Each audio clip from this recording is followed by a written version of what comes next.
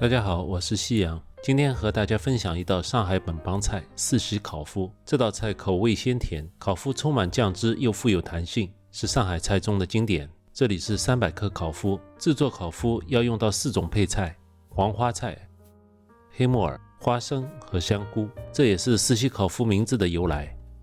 先把烤麸切成块，烤麸外面有一层皮，先要把它去掉，这样便于酱汁的吸收。过去传统的做法，烤麸不是用刀切的，而是用手来撕，因为烤麸中富含海绵状纤维结构，用手撕呢，可以让它更好的入味。这里我们为了视频的美观，还是用刀来切。这道菜烧好以后，要盘中看不见酱汁，但一口下去，鲜美的酱汁会从烤麸中喷涌而出，浓油赤酱，非常好吃。考大家一个问题，那烤麸到底是豆制品还是面制品呢？知道的朋友可以在留言中告诉我。把烤麸放在清水中反复抓捏冲洗，把纤维中的发酵物彻底排除干净，否则烧好的烤麸会有酸味。用手沥干水分，因为我们后续还要用油炸和红烧，所以烧制前不需要焯水，尽量把水分沥干，防止溅油就可以了。我们再用吸水纸处理一下。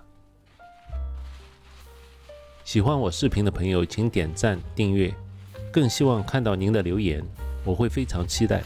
谢谢您的支持。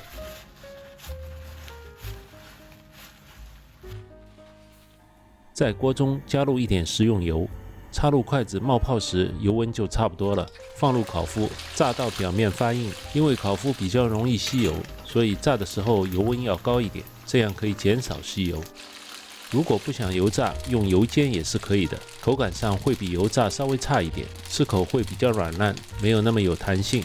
炸到表面金黄，外层发硬时就可以捞出了。现在炸得越透，一会儿才能更好的吸收酱汁，做出来的4季烤麸味道才更好吃。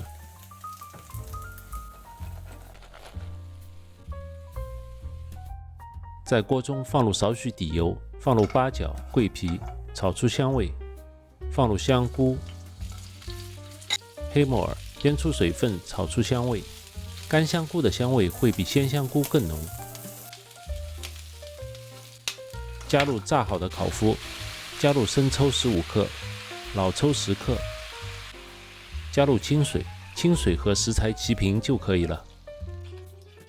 加入20克冰糖，1小碗花生，配菜的数量可以按照个人的喜好，喜欢吃的可以多放一点。加盖烧煮30分钟。加入5克食盐，加入黄花菜，搅拌均匀。这菜本身就是鲜甜口味，所以糖和盐可以适当的多放一点。加盖再烧5分钟，5分钟后打开锅盖，转大火收汁。这个菜的成菜要求就是盘中看不到酱汁，而烤麸要吸满酱汁，所以一定要把酱汁收干，像这样锅中留下一点酱汁就可以了。淋上麻油，麻油的香味和食材的香味充分的融合在一起，这道上海餐桌上必不可少的4季烤麸就做好了。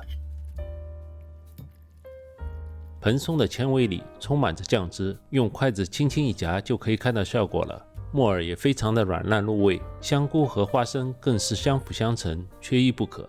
我是夕阳，别忘了订阅这个频道。谢谢您的收看，让我们下期再见。